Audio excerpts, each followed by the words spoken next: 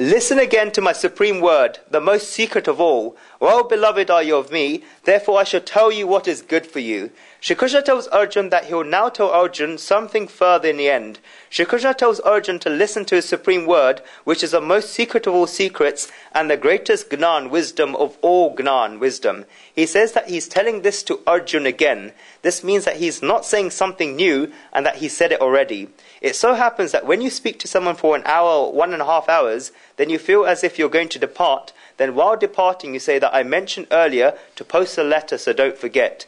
In this 1.5 hour of conversation, the most important thing that's said is to post a letter, and therefore you should tell the other person not to forget to post a letter. You've already said it in the 1.5 hours of conversation, but you say it again while departing. In the same way, Shri Krishna is telling Arjun that he has given him the most secret Gnan, wisdom of all, but now he will tell him something again. What is the reason why Shri Krishna is telling this to Arjun? Shri Krishna tells Arjun that Arjun is well beloved of him, and that is why he will tell Arjun what is good for Arjun. Shri Krishna tells Arjun that he is telling this to Arjun because Arjun is extremely dear to him. In reality, the qualification needed to listen to God's secret is neither Gnan, wisdom, Vairagya, detachment, karma, action, and I'll even go as far to say that taking the support of Shri Krishna's words, that it's not even bhakti, devotion. See that God does not say, Arjun, because you are wise, I'm saying this to you again. Arjun, because you have you're great karma yogi, that is why I'm saying this to you again. Arjun, you're such a great devotee, and that is why I'm saying this to you again. Or Arjun, you're so very detached, and that's why I'm saying this to you again. No. Why is Shri Krishna telling this to Arjun? Is because Arjun is well beloved of Shri Krishna, and Arjun is dear to Shri Krishna. This is the qualification.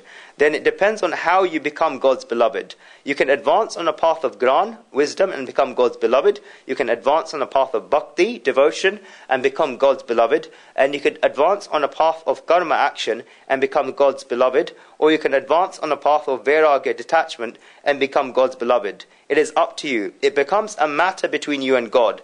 This is because being beloved of someone is a personal relation. Who can tell how one becomes a beloved of someone?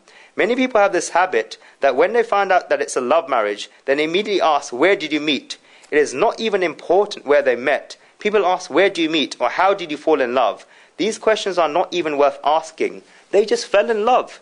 In the same way, how does one become a beloved of God? There can be any reason for it. Not only that, but there are endless ways of becoming a beloved of God.